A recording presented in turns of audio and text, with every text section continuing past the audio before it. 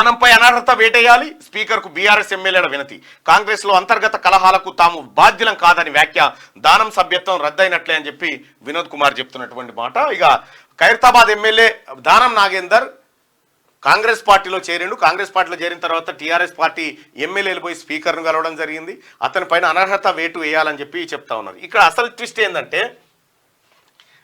Twist ఏంటంటే ఇప్పుడు గమ్మత్ విషయం, దానం నాగేందర్ కాంగ్రెస్లో చేరిండు, బీఆర్ఎస్ నుంచి కాంగ్రెస్లో చేరిండు కదా. అయితే దానం నాగేందర్ను అనర్హుడిగా ప్రకటించాలి అంటే ఆయన ఎమ్మెల్యే సభ్యత్వాన్ని రద్దు చేయాలని టీఆర్ఎస్ పార్టీ బీఆర్ఎస్ పార్టీకి సంబంధించినటువంటి నేతలు పోయి స్పీకర్ను కలిసిరు. స్పీకర్ను కలిసిన తర్వాత ఏమైంది, ఇప్పుడు బంత్ ఎక్కడుంది, స్పీకర్ నిర్ణయం మీద ఉంటుంది. స్పీకర్ నిర్ణయం తీసుకోవాలి. ఎస్, ఈయన పార్టీ ఫిరాయించిండు, రాజీవ్ గాంధీ తీసుకొచ్చినటువంటి పార్టీ ఫిరాయింపుల నిరోధక చట్టం ఈయన పైన ప్రయోగించాలి, ఈయన పార్టీ ఫిరాయించిండు కాబట్టి ఇతని పైన చర్యలు తీసుకోమని చెప్తా ఉన్నారు.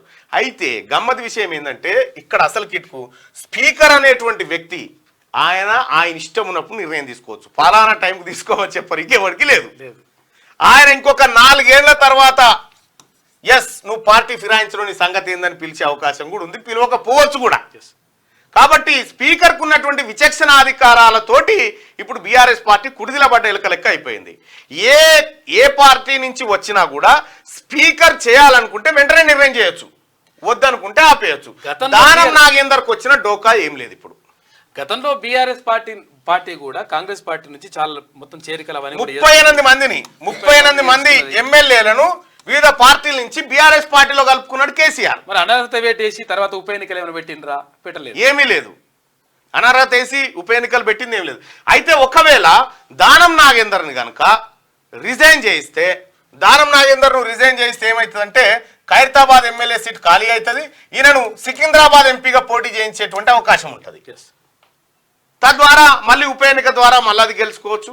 రెండోది ఉప ఎన్నిక, ఈ కంటోన్మెంట్ ఉప ఎన్నిక కూడా వస్తూ ఉంది. కంటోన్మెంట్ ఉప ఎన్నికకు సంబంధించి కంటోన్మెంట్ అభ్యర్థిగా